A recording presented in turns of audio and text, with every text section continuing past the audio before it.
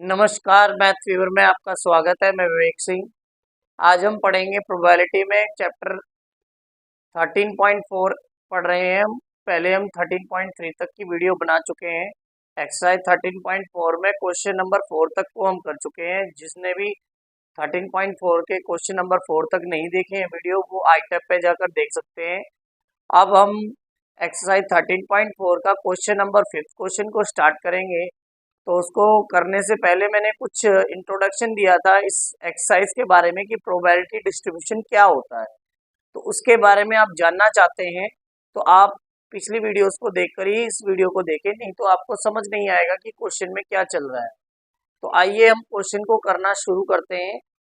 इससे पहले मैं क्वेश्चन को शुरू करूं, आपको मेरा चैनल और मेरी वीडियोस पसंद आती हैं तो मेरी वीडियो को जरूर लाइक करके जाएं और शेयर जरूर करें, जिससे कि आपके जैसे और भी विद्यार्थियों को मेरे द्वारा फायदा पहुंच सके। तो आइए हम शुरू करते हैं exercise 13.4 question number 5।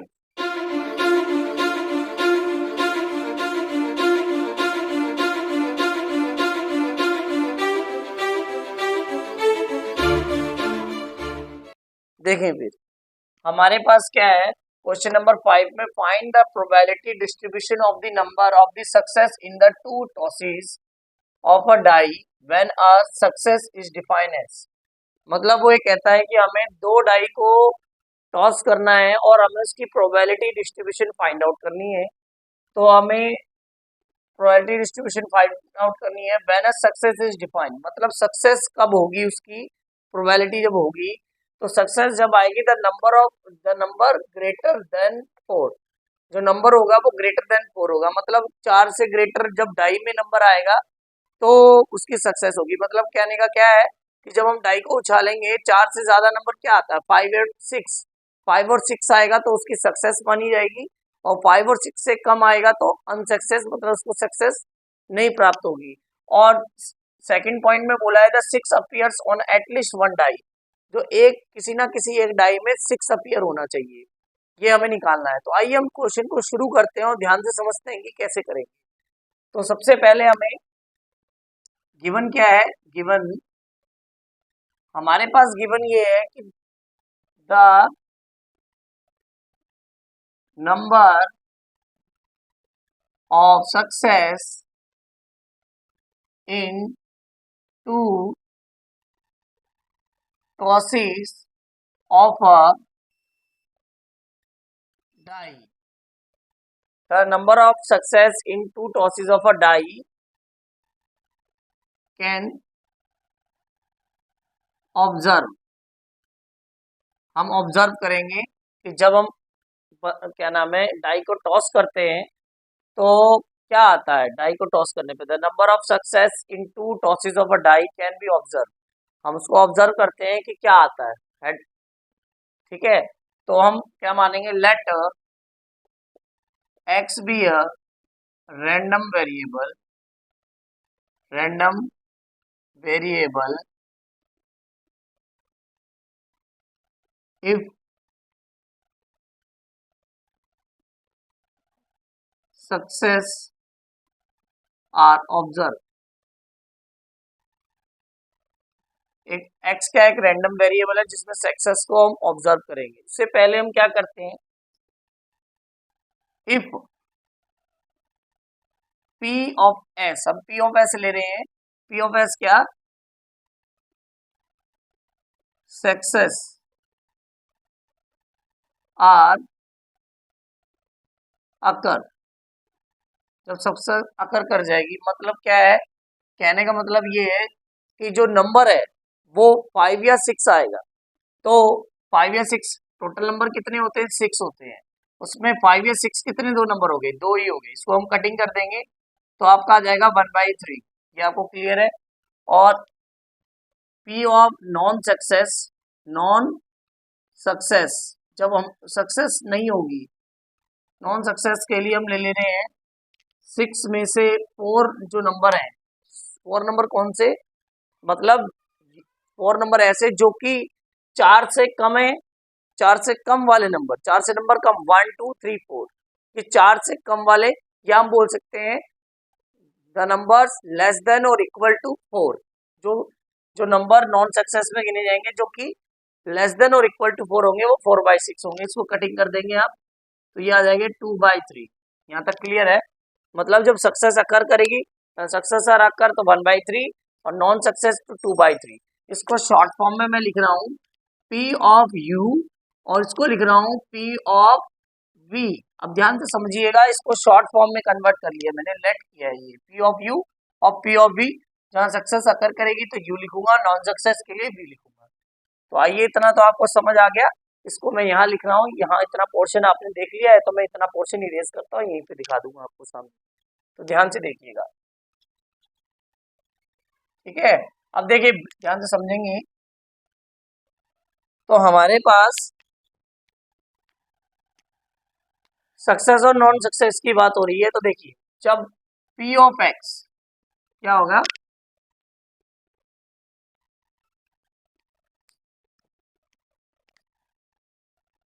P of X is equal to, जब P ऑफ X की वैल्यू जो होगी, P ऑफ X की वैल्यू क्या होगी, 0 होगी। मतलब रैंडम वेरिएबल क्या होगा, 0 होगा। जब रैंडम वेरिएबल 0 होगा इसका मीन क्या है कि x को क्या लिया है, x can be random variable of success. हमने सक्सेस लिखा था, सक्सेस के लिए लिखा था, मतलब उसको जब x वो होगा जब रैंडम वेरिएबल से सक्सेस मिलेगी, तो x 0 का मतलब उसे सक्सेस नहीं मिलेगी। तो उसका मतलब क्या है, P ऑफ क्या हो जाएगा, P of non success, P of non success के लिए क्या होगा, V और P इंटू V क्यों? देखो ये मैंने 2 बार इसलिए लिखा है क्योंकि पहली बारी में भी उसे सक्सेस नहीं मिली ना दूसरी बारी में मिली, क्योंकि जो डाई को फेंका गया है वो कितनी बार फेंका गया है, 2 बार टॉस किया गया है। पहली बारी भी सक्सेस नहीं, दूसरी बारी भी नहीं, तो क्या है 2/3 को कितनी बार मल्टीप्लाई कर देंगे हम, 2 बारी। 2/3 इंटू 2/3 तो ये हो गया 4/9। शायद आपको समझ आ रहा होगा। फिर P of X is equal to 1, मतलब उसे एक बार तो सक्सेस मिलेगी, एक बार सक्सेस मिलेगी। तो ध्यान से देखिए, अब एक बार सक्सेस मिलेगी, हो सकता है पहली बारी में सक्सेस मिल जाए, दूसरी बारी में ना मिले। हो सकता है पहली बारी में सक्सेस ना मिले और दूसरी बारी में सक्सेस सॉरी दूसरी बारी में सक्सेस मिल जाए। तो आप ये देख सकते हैं यहाँ पर क्या आ जाएगा, P ऑफ U क्या था, 1/3 इंटू 2/3 इंटू 1/3, ये आपका आ जाएगा। क्योंकि देखो पहली बार में सक्सेस मिल गई, दूसरी बार में नहीं मिली, प्लस पहली बार में सक्सेस मिल गई, दूसरी बार में दूसरी बार में सक्सेस नहीं मिली, पहली बार में सक्सेस नहीं मिली, दूसरी बार में मिली। तो P ऑफ U का मतलब क्या है, सक्सेस मिलना, और नॉन सक्सेस के लिए P ऑफ V है। ठीक है, पहले लिख के बता दिया है, इसलिए डायरेक्ट शॉर्ट फॉर्म में कर रहे हैं, लिखने की भी जरूरत नहीं है, पहले ही आपने बता दिया P ऑफ सक्सेस आ रहा कर नॉन सक्सेस के लिए। ठीक है, तो ये आपका आ जाएगा 2/9 और ये आ जाएगा 2/9, ये हो जाएगा आपका 4/9। अब P of X is equal to 2। अब आपका जब X इज इक्वल टू 2 होगा तो बोथ आर सक्सेस, जब दोनों में ही, मतलब कहने का मतलब क्या है, P2 का मतलब है कि दोनों में ही जब वो टॉस करते हैं और नंबर क्या आता है, 4 से ज्यादा आता है, 4 से ज्यादा, तो P of U into P of U क्या हो गया, P of 1/3 into 1/3 is equal to 1/9। यह आ गया 1/9। यहाँ तक आपको शायद समझ आ गया होगा। एक बारी मैं दोबारा से रिपीट कर रहा हूँ, ध्यान से समझिएगा। देखिए मैंने क्या कहा, उसने बोला था कि हमें डाई को टॉस करना है, और टॉस करने के बाद हमारे पास जो नंबर है वो ग्रेटर देन 4 आना चाहिए, तभी उसको सक्सेस मिलेगी। तो मैंने मान लिया है एक्स एक रैंडम वेरिएबल है, इफ सक्सेस आर अकर, जब सक्सेस अकर करेगी, यहाँ लिख दिया था मैंने। ठीक है, अब मैंने P इसको शॉर्ट करने के लिए मैं लिखा P of success are occur, probability of success are occur, जब उसकी प्रोबेबिलिटी क्या होगी, जब सक्सेस होगी। तो देखो डाई को जब टॉस करते हैं तो वो जो नंबर है वो 4 से ज्यादा आएगा, तभी उसे सक्सेस मिलेगी। तो 4 से ज्यादा वाले 2 ही नंबर है, 5 और 6, और डाई में टोटल नंबर ऑफ 6 कितने, टोटल नंबर्स कितने होते हैं, 6 होते हैं। तो 6 आ गया, और 5 और 6 दो ही नंबर है, तो 2/6 कटिंग करी 1/3, तो P ऑफ U लिख दिया मैंने इसे। नॉन सक्सेस के लिए 4/6, इसको कटिंग करी 2/3 लिख लिया, P ऑफ V लिख लिया। यहाँ तक आपको क्लियर है। अब पहली बार जब मैंने रैंडम वेरिएबल में सक्सेस आ रहा कर मैंने बोला था, अब सक्सेस x0 का मीन है सक्सेस उसे नहीं मिलेगी, दोनों बारी में सक्सेस नहीं मिलेगी, तो नहीं मिलेगी तो हमने उसकी वैल्यू ये रख दी है आपके सामने, मल्टीप्लाई किया 4/9 आ गया। फिर एक बार उसे सक्सेस मिलेगी, एक बार सक्सेस, अब ये तो हमें पता नहीं है सक्सेस पहली बारी में मिलेगी या दूसरी बारी में मिलेगी, तो हम मान के चलेंगे कि पहली बारी में सक्सेस मिलेगी, दूसरी बारी में नहीं मिलेगी, प्लस दूसरी पहली बारी में सक्सेस नहीं मिलेगी, दूसरी बारी में मिल जाएगी। तो इसको हमने सॉल्व किया तो हमारा आ गया 4/9। ठीक है, फिर लास्ट बारी है जब x इज इक्वल टू 2 है तो बोथ टाइम्स आर सक्सेस है, अगर दोनों बारी उसे सक्सेस मिल जाएगी तो 1/9 आ जाएगा। ठीक है, आपको समझ आ गया होगा, मुझे तो ये सब लग रहा है आपको आ गया है। तो आइए आप ध्यान से समझें, इसके आगे तो क्लियर है। अब इसका प्रोबेबिलिटी डिस्ट्रीब्यूशन चार्ट बनाते हैं, कैसे बनेगा।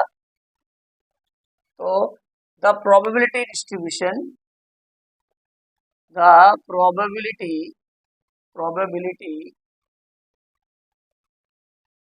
distribution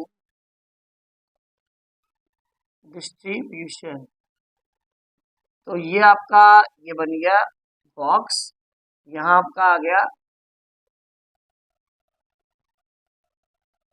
x, ये आ गया p ऑफ x, यहाँ पर आपका 0, यहाँ आपका 1, यहाँ आपका 2।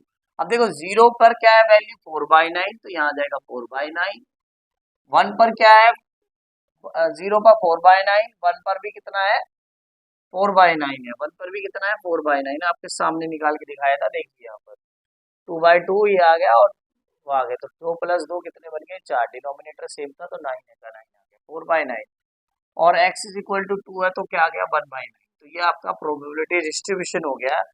तो शायद मुझे लगता है आपको ये चीज समझ आ गई होगी। अब इसका नेक्स्ट टॉपिक करेंगे, यहाँ तक तो आपको क्लियर होगा।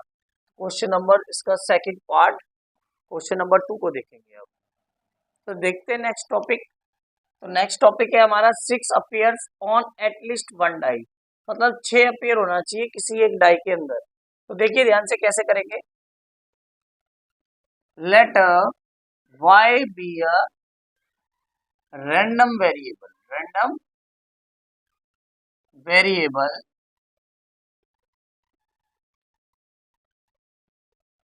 Variable, success are occur.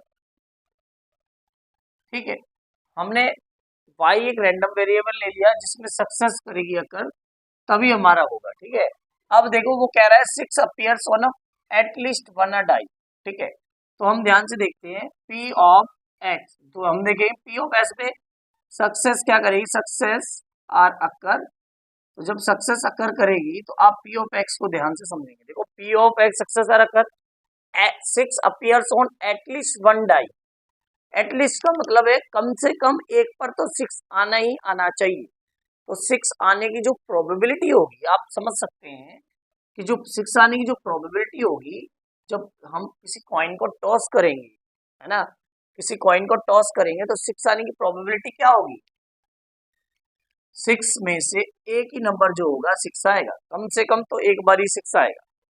ठीक है, जब सक्सेस अकर करेगी एक में, एक डाई में, मतलब कॉइन को टॉस किया और उसमें आपका 6 आ गया, तो 6 आने पर तो एटलीस्ट 1 है डाई, एक कम से कम एक डाई में 6 आना चाहिए, तो 1/6 हो जाएगा।